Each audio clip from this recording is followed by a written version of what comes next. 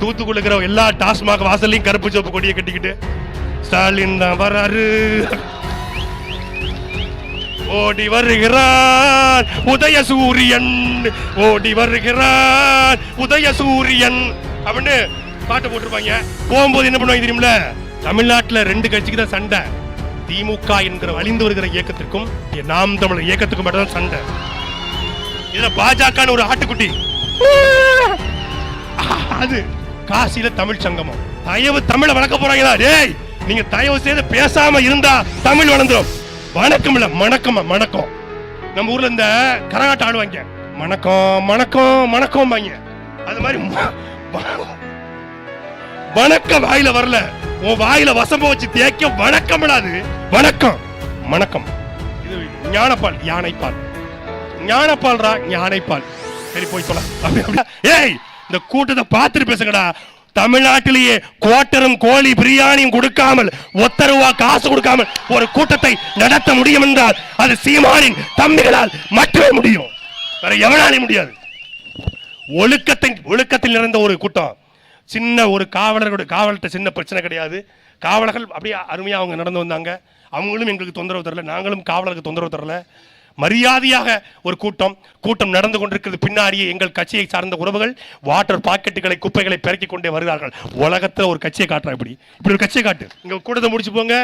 கூட்டத்துக்கு வந்த செல்போன் அப்படியே போகும், கூட்டத்துக்கு வந்தது கொடை அப்படியே பத்திரமா போகும், கூட்டத்துக்கு வந்து சேர் அப்படியே இருக்கும். இங்க கட்சிக்கார மட்டும் நகர்ந்து போவான். ஆனா இதே திராவிட கூட்டமா இருந்தா சேரை தூக்கிட்டு போயிடுவான். தலையில வச்சிருப்பான் சேரு, மறுநாள் பார்த்தா அவன் வீட்டுல கிடக்கும். ஸ்டாலின் ஐயா ஸ்டாலினுடைய கூட்டம் நடக்குது.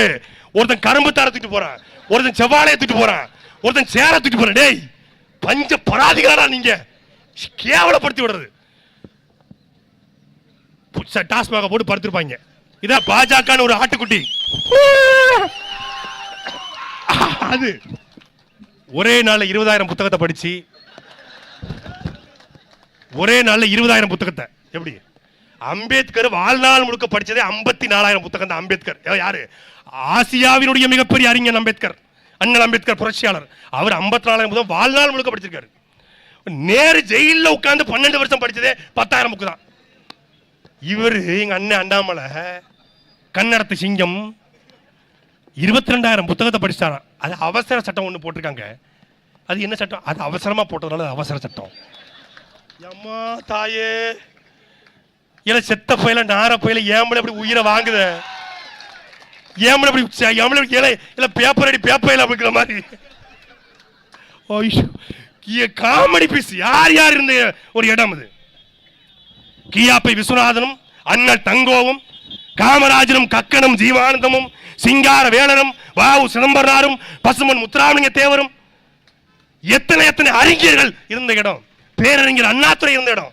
நல்லதோ கெட்டதோ ஒரு மிகப்பெரிய தமிழறிஞர் ஐயா கலைஞர், அதில் மாட்டுக்கிறது இல்லை, ஒரு தமிழ் அறிஞர் அவரு ஐயா கலைஞர் போன்ற ஆளுமைகள் இருந்த இடத்துல அண்ணாமலை முடியல. என்னால பூச்சாண்டி காட்டுனா தமிழ்நாட்டில் ஓட்ட வாங்கிடலாம் அப்படின்னு நினைக்கிறாங்க.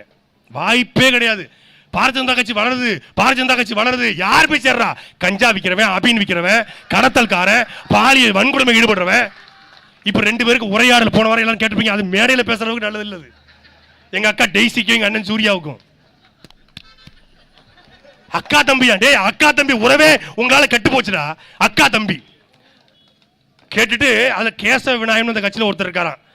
அவர் யாருன்னு கேட்டீங்கன்னா, தேசிய கண்ணைக்கு சொல்லியிருக்காங்க, ஒரு பெண் ஆடையின்றி அவர் முன்னாடி நின்னாலும் அவர் பார்க்க மாட்டார், திரும்பிக்காரு. அது எப்படி உங்களுக்கு தெரியும்?